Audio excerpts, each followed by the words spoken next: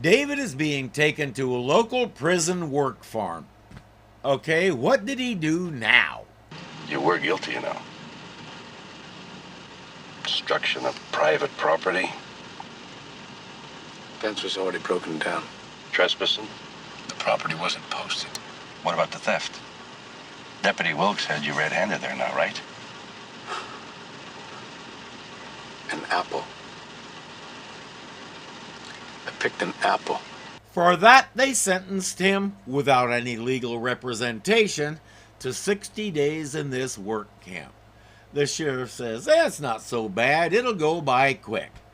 David's point is, the 60 days should go by while he's somewhere else. He was railroaded. You're a lot better off than if we'd put you away all nice and legal. What do you mean by that? I may not look like much now. And I may not be much now, but I can still spot a man on the run. And you're on the run. If we'd done it right,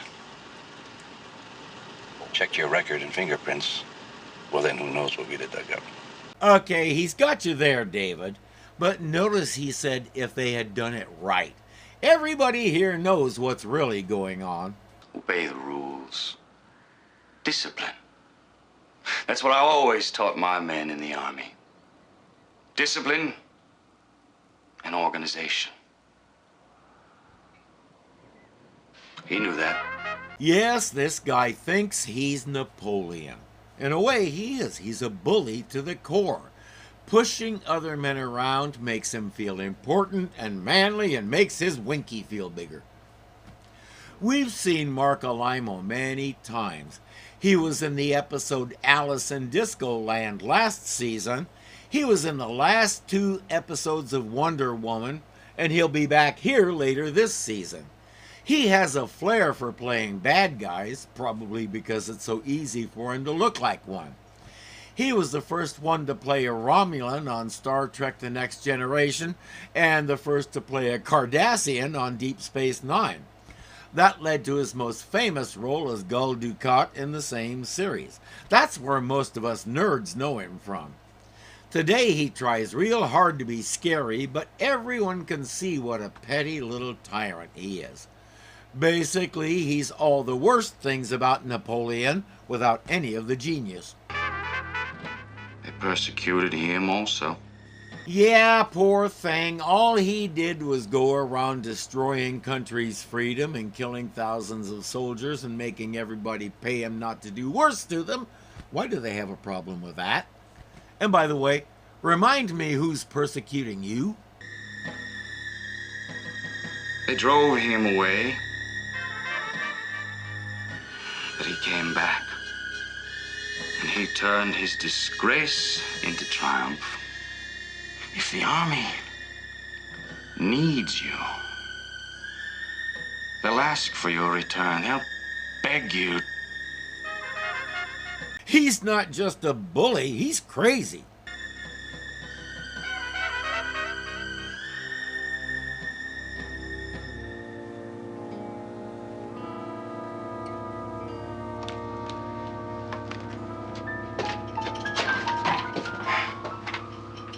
Mr. Raider, escort 1124 to D Barracks. Yes, sir, Captain Holt.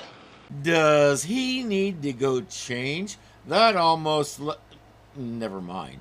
Let's see what the camp considers discipline. Well, there's something I want to show you over here. Now, you take a good look, 1124. Because if you screw up, that's where you're going to wind up.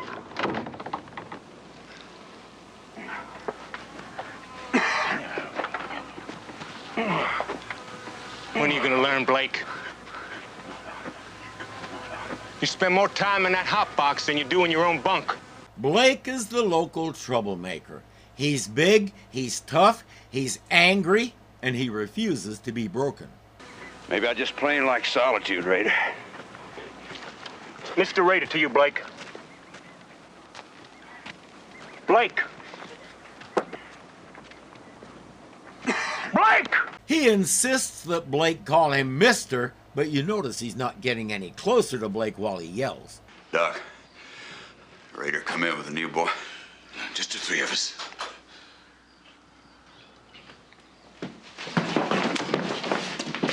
Water. Get back in the cage. As I said, he won't be broken. Although this is the first time we've seen him, we're familiar with Charles Napier. In fact, he's playing two parts this episode because for this season and the next one, he's the voice of the Hulk. He has a massive bruise where they pounded on his ribs with their sticks. Doc is looking at it, but there's not much either he or David can do. Blake needs water and rest. David drops some salt tablets into a cup of water and makes him drink it. Where did you learn that salt trick? Basic first aid for heat exhaustion. Never heard of it. Of course, there's a lot of things I've never heard of. I thought, Blake called you Doc. No, I'd give him a lot of aspirins and patch him up the best way I know how, but I ain't no doctor. I guess he appointed himself the local patcher-upper and has been learning on the job. There are worse ways. Can't even read the one first aid book I got. Don't get a chance for much schooling when you spend half of your life in a slam. Obviously, he hasn't learned about the dangers of smoking, although pipe smokers don't usually inhale. They just get the cancer on their lips and tongues. Way better. This is the first time we've seen Julius Harris. He was a bouncer by trade, and someone dared him to audition for an acting part. He laughed all the way to it, and wasn't laughing when he walked away with the role. Bye-bye bouncing, hello acting. I know him from Live and Let Die as the henchman named Teehee. He looks like the type of guy who would say Teehee, doesn't he? Some trucks are rolling in, loaded with men. You know, there's a lot of able-bodied young men here on bum raps to rent out to the local companies and the farmers. Cream for the fat cats like Warden Holt and the sheriff. Prison slave labor has been a hot issue at times. It seems to come and go with no real changes, except they stop talking about it. Holt and Raider are getting rich from this. You see, man, you ain't ready. You got to put this off just a couple of days. He's right, Blake. Trying to escape tomorrow's crazy. Bull. I see it's on for tomorrow, and that's the way it's gonna be. I could... We'll learn that Blake has another 5 years of his sentence to serve, and he's not going to. They'll assume that David will sell them out. But why should he? What they do is no skin off his butt.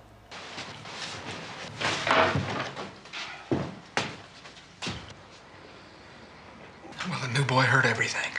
Waste him now. Holt put him in with us. I say we waste him. Hold it. Put it away. He has a better idea. We saw that they leg iron the men in pairs, so he'll make sure he's paired with David. Then when they take off, David goes with them. Even if he refuses, considering how big Blake is, at the very least his leg will go with them. As soon as that chow truck comes, guards are busy feeding their faces. We're going out of here. Knock off that talking down there!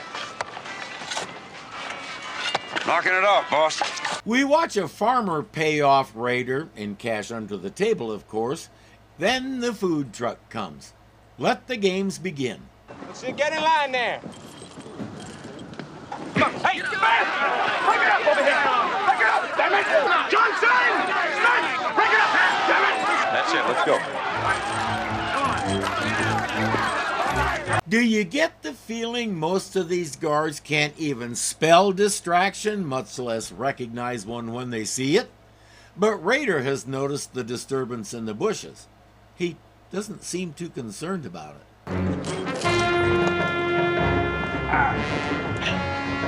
Robert Davi has one of the most recognizable faces in the world. He clinched his immortality as Franz Sanchez, the villain in License to Kill. The film itself is underrated in my book, but Franz is still one of the most popular Bond villains ever. But that was in the future. He had only completed his training and begun getting jobs 2 years earlier. So guess what? The show is doing that thing it does, giving up-and-coming young talent a chance to show it. He originally trained as an opera singer, but something happened to his voice and he switched to jazz, something he still does. If I tried to talk about all the things he does and has done, we'd be here until the middle of next month. Let's move on by saying, Raider is scary. Ace in the hole. You might as well eat that key 1068 for all the good it's gonna do you. I'll shut up! They were tipped off. Again. Brilliant conclusion. Give me the key 1068. Notice what a strutting peacock he is with 4 guns backing him up. And I'm gonna have to teach you, once and for all, what attempted escape means at my camp. Now give me the key. You got it, boss. Stay back! Stay back, I'll break his leg! He's trying to get Harris and that other guy to get the guns, but they're not moving. More precisely, Harris isn't moving, and the other guy is following his lead since they're chained together. Blake finally tells the guards to throw their guns far away, which they do because if they let Holt get his neck broken, he'll be very angry with them. All right, now cuff each other, come on! Put them cuffs on! Raider's on his way. Shut up, Holt! Shut up!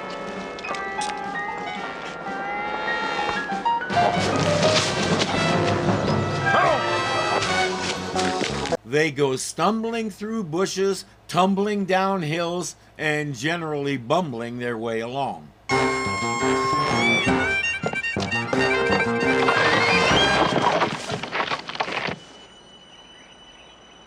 Case in point. When the board breaks, the 2 guys will fall. Now Blake is unconscious and David is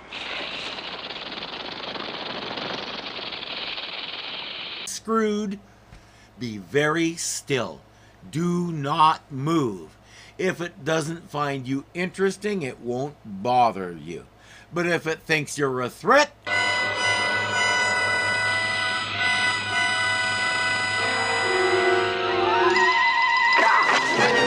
it'll do that.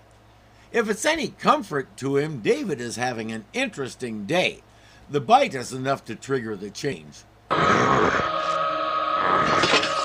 It's not exactly a key, but it'll do.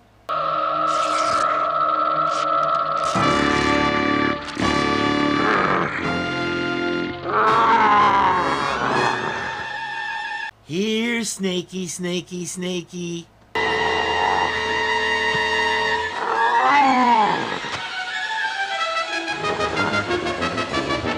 Don't worry, there were observers on set to make sure no rubber snakes were harmed during filming. He carries the unconscious Blake to the nearest road. What's that? You're blocking my aim. Let me out of here! Out of my way. Get out. That was disappointing. Why didn't he land on the Jeep in the middle of them? It shouldn't be hard to pull off safely, so I wonder about our director's choice. Seeing him up in that tree and jumping, I think most anybody would expect him to come down on them and throw them out one by one.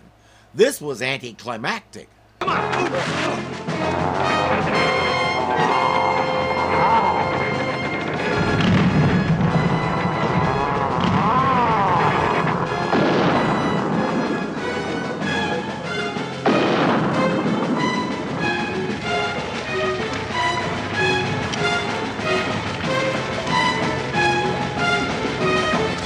Holt brings out the bloodhounds, and unfortunately, the Hulk is out of gas. This way!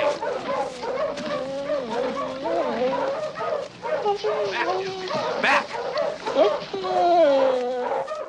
You're covered, mister. Yeah, they're obviously in shape to run, aren't they? Now we learn that they have 2 hot boxes. No waiting. Hey, remember what they did to Taylor? Huh? Remember how he shot him down like a dog?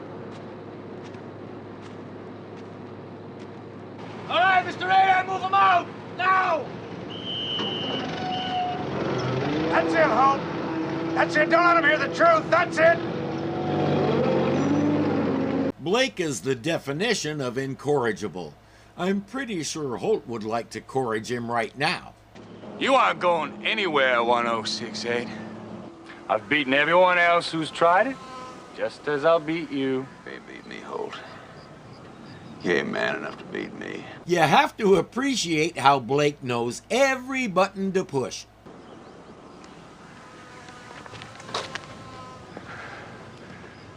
Damn you, Blake. If you don't stop this rabble-rousing of yours, this defiance of my authority. You will respect my authority. Your authority, huh? Hey, you call me Blake. Hey, Ho, what happened to 1068, huh? Hey, what happened, huh? Yeah, why don't you go back to your room and cry, huh? This stuff gets to Holt so much because he knows it's true. Not only is Blake big enough to snap him in two, he's smart enough to know how to mess with the captain's head. He's doing a Muhammad Ali. Before the fight even starts, he's beaten Holt with his mind and made his winky start shrinking. It makes me wonder what he's in for. Full disclosure, we won't find out. The next several minutes are pure padding. Holt is taking his anger out on a heavy bag and he's complaining about being investigated. Those scenes together take less than 10 seconds. Beyond that, it's life as usual in the compound, long and repetitive. I don't expect this sort of thing from this series. It's better than that. We finally pick up with something happening late at night. Doc is sneaking water to Blake and David. He also has news. The guard spilled his guts to the press. He told everything he knew about the warden. He must have got spooked by whatever that thing was out there in the hills. Some newspaper reporters will be here tomorrow, but everybody knows they'll only see what Holt wants them to. Blake suggests staging a riot and grabbing the reporters. David has a better idea. Make up a petition. List all your grievances. Everybody signs it. And then when the reporters come in to do their investigation, someone slips it to them. It'll work, believe me. Blake likes that idea. The next day when the reporters arrive, it's ready to go. Here's the petition. You do the honors.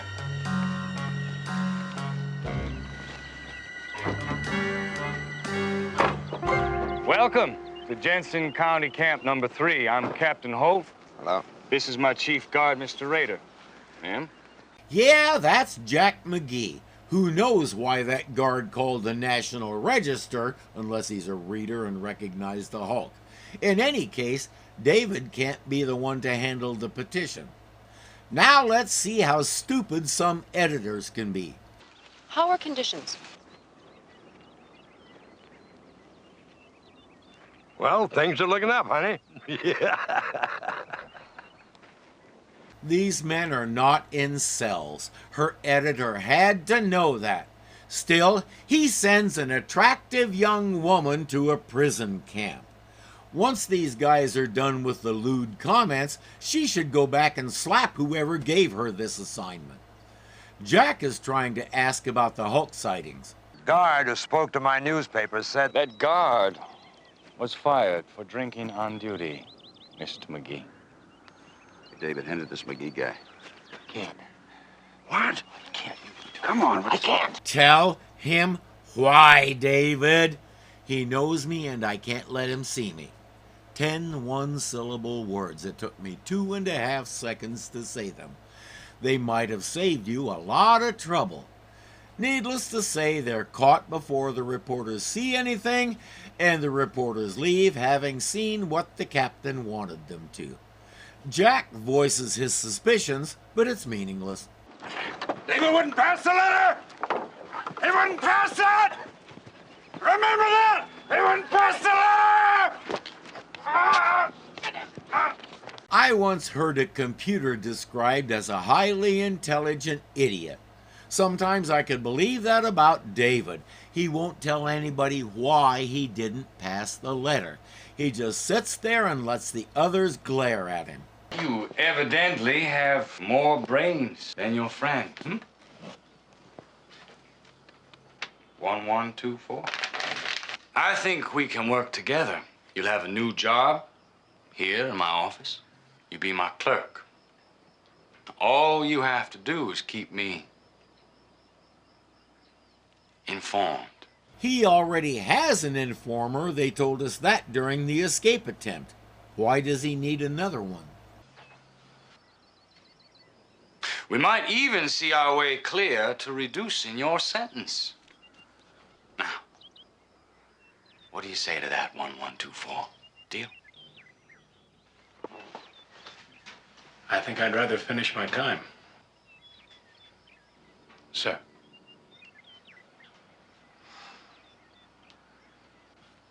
Well, we'll see how long it takes to change your mind. Now this guy is standing up to him. His winky is getting smaller and smaller. Have you got a little wiener and some tiny nuts?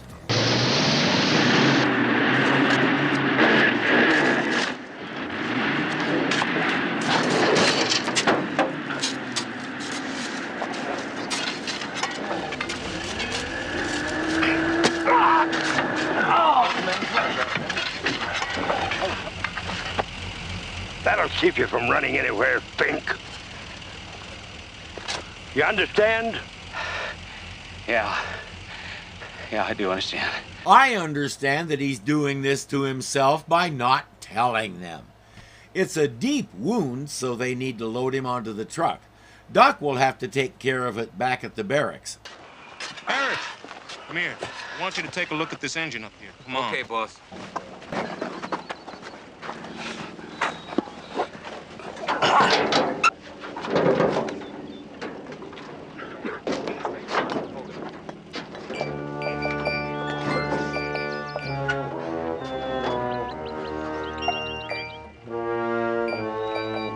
Now we know who the real snitch is.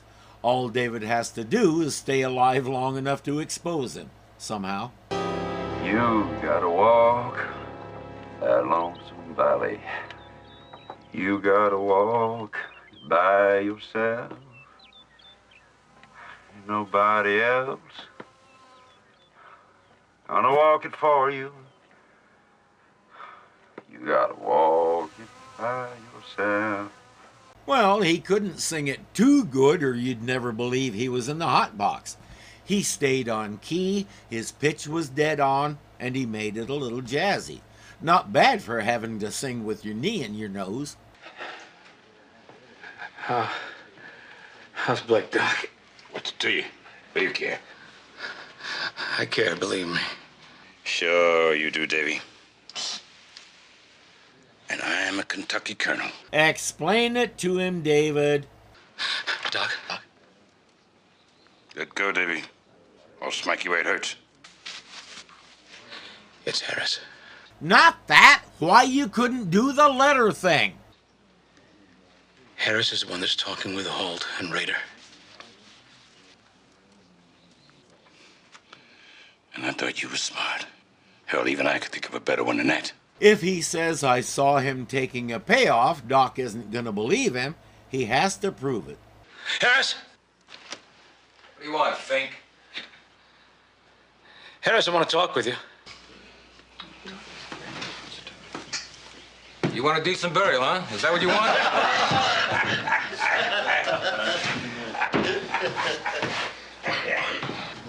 I think we could help each other. Very good, David. I'm not sure about Doc, but we see what you're doing. What are you talking about? Certain friends of mine are going to rush the gate at 11 o'clock tonight, as soon as the guards change shift. You're crazy. You're out of your mind. No, I'm not, Harris. Now, look, obviously I can't make it alone with this leg. I'm gonna need some help. Harris won't think to ask the big question, why me? I wouldn't help you across this room, man. Think it's crazy. David quietly explains to Doc that there are no friends, no rush, and he, Doc, and Harris are the only ones who have been told it's going to happen. Harris is right. You're crazy. Maybe. But you watch that gate tonight. He will, and he'll see what David knows he'll see. Get in position. We have to be set by 11. Move it. But David might not be around to see it.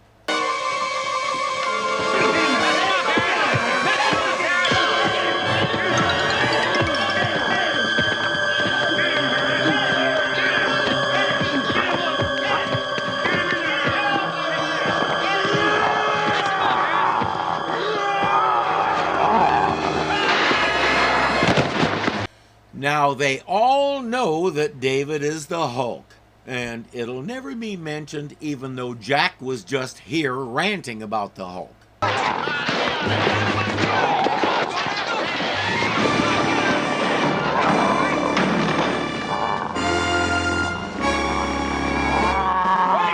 Not the new boy!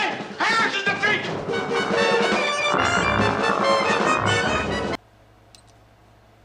You're a little slow, Doc. Get that light around! It's a breakout! But what's breaking out? What is that thing?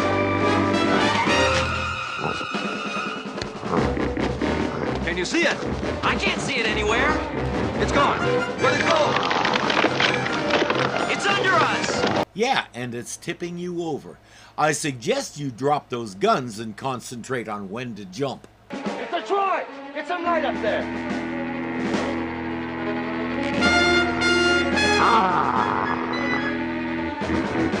I'm seeing things.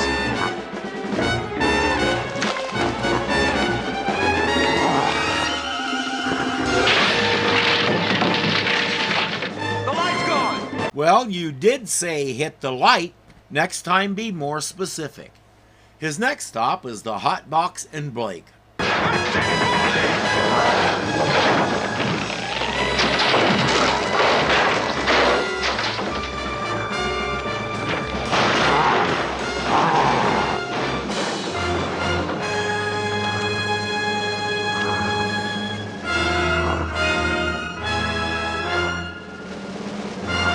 They will never put someone in that torture chamber again.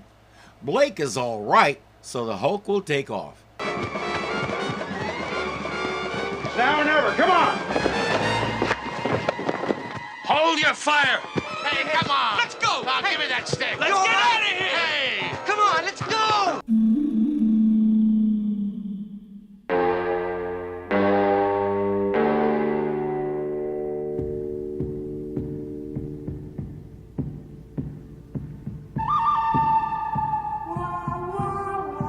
You men, drop those weapons and return to your barracks, or I will open fire.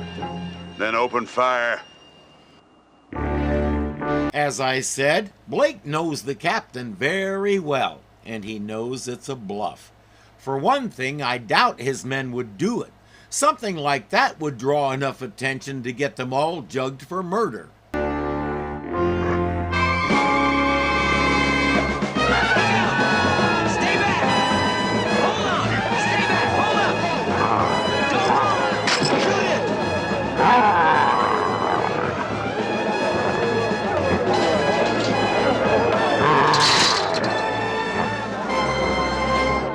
And besides, David told you his friends would be rushing the gate. Here's one of them now. The actual bad guys are all rounded up.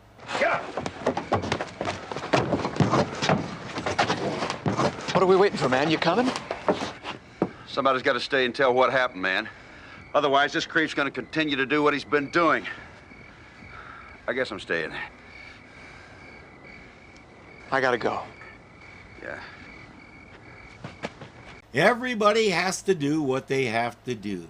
Blake puts Doc in charge of watching the captain, and he'll go inside and call the state police. Captain Holt's Winky has fallen off. What happened to Fink? Davy was all right. It was Harris all the time. David, where is he? I don't know. Maybe he made his break. At least the guys who were beating on him, including Harris, should know they just watched him make his break. Not one of them will make the connection. What? Not scientifically possible! It's easy to see that you've never dealt with the average American. There's no limit to how obtuse we can be. David hitches a ride somewhere and sees the headline about the camp.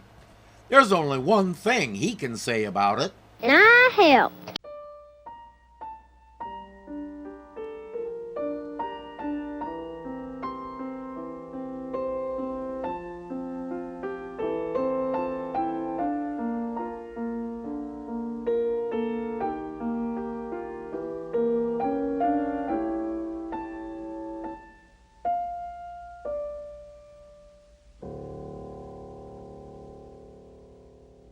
Playing bad guys, probably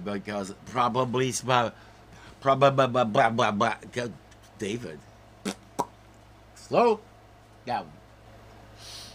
Okay, am I gonna sneeze or not? Yes, I am.